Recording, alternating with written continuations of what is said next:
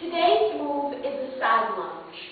When you do a side lunge, you're going to stand with your feet shoulder width apart. You're going to take a large step out to the side, poke your bottom back, and squat down. This is where the bend is. Bring it back and go to the other side. Bottom back and squat down. When you do a side lunge, it's very important that you shift your weight. You're going to shift to the leg that you're bending on. It's very important that you push your bottom back so that the knees stay behind the toes. I'm going to show you that from the side. You're going to take a big step out to the side, squat back, just like so. I'll do it again. Squat back, back, back. Side lunges are a great exercise for your quads. It really does make it very effective because you're putting most of your weight on one leg.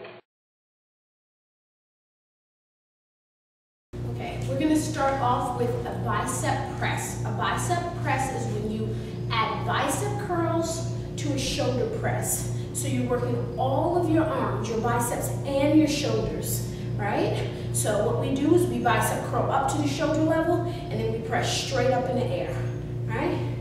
This is the simplest way to do it. Keeping the weights in the same direction, holding them there. And you're going to do 12 reps of these. I'm going to now change directions in order for you to see a more advanced way of doing it, of working a little bit more shoulders. You come up, you turn out, and you press. In, down, up, out, press. Down, in, down, up, out, press. Down, in, down. We got 12 of those to start off with, okay? I'm going to talk to you about lunges today. I absolutely love lunges because lunges literally work every single leg muscle that you have. Everything from your butt to your calves. That's the great thing about lunges. But it's really important that you do lunges in proper form.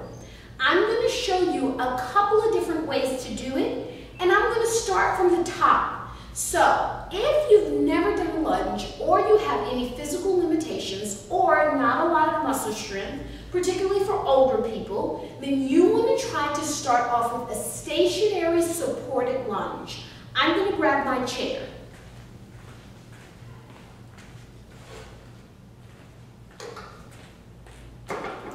So, when I'm doing a stationary lunge, the first thing I want to do is I want to straddle my feet. I'm going to turn forward so you can see that when I straddle my feet, I am not putting one foot in front of the other. No, we want to keep the feet at shoulders width apart and we want to straddle here. There's a space in between my legs. So, I'm going to hold on to the chair on the side with the back leg. So, the chair is here. This leg is back. I step forward with my right side because I'm holding the chair on my left. Step forward. When you do a stationary lunge, that just simply means you're not going anywhere. You come up on the back toe and you drop the back knee towards the ground. Just like this. Back knee towards the ground. I'm going to move my chair up a little bit. Back knee towards the ground. Back knee. You stay on your back toe. Notice that the knee never goes forward past the toe. I want to keep that knee directly over my ankle. The way that we avoid that is that if I took a small straddle and tried to do that, that knee is going to go over the toe. You want to take a nice big straddle, just like this. And you're going to push that knee over the toe. So here, I'm supported. And you can support yourself with a sturdy chair, or you can put your hand on a wall, or you can put your hand on the back of a couch. Whatever is sturdy that's not going to go anywhere. So that's a stationary lunge. Now, once you feel like you're strong enough to move around with with that lunge, you're going to do an alternating leg lunge, and it looks like this. Lunge forward with the right, and then you lunge forward with the left. So in an alternating lunge, you're lunging forward, and you're dropping the back knee. The most important thing to remember when you're doing an alternating lunge is you want to make sure that you are paying attention to what your back knee is doing. The reason is because if we step forward and we bend the front knee, the back knee doesn't have to bend. But if you bend your back knee, your front knee will automatically bend. So if you can be conscious of what the back knee is doing, then you will always be doing it in the form.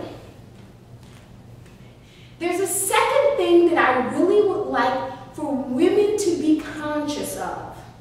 One of the physiological differences between women and men is that our muscle strength between our quadriceps and our hamstrings are naturally imbalanced. We find that girls who participate in sports actually get 70% more ACL tears than boys who participate in sports because of this imbalance in the muscle. When you are doing lunges and squats, that is when you see it. It is the body's natural inclination to use the stronger muscles to compensate for the weaker ones. So when I'm doing a lunge and I'm going forward, if you notice what my feet are doing, my feet are completely flat. Now, if my quadriceps decides to take over, what happens is I step forward, and when I go into a lunge, the heel comes up, and my toe has all of the work, which makes the quadriceps do all of the work. So when you step forward, make sure that your forward leg has a flat foot. You have both your heel and the balls of your feet on the ground. That is really, really, really important. So remember, make your hamstrings and your quadriceps work equally in doing the lunge by keeping your front foot flat. That is so essential, and not many people are aware of that. But now you are, so you have one step in front of everyone else. Okay. Quads, what else is really important for people?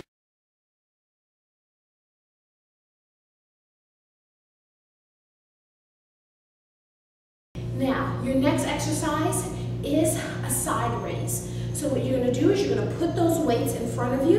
You're going to stand up with a nice tall posture, a slight bend in your elbow, and you lift out to the side. 1, 2, 3, 4, good.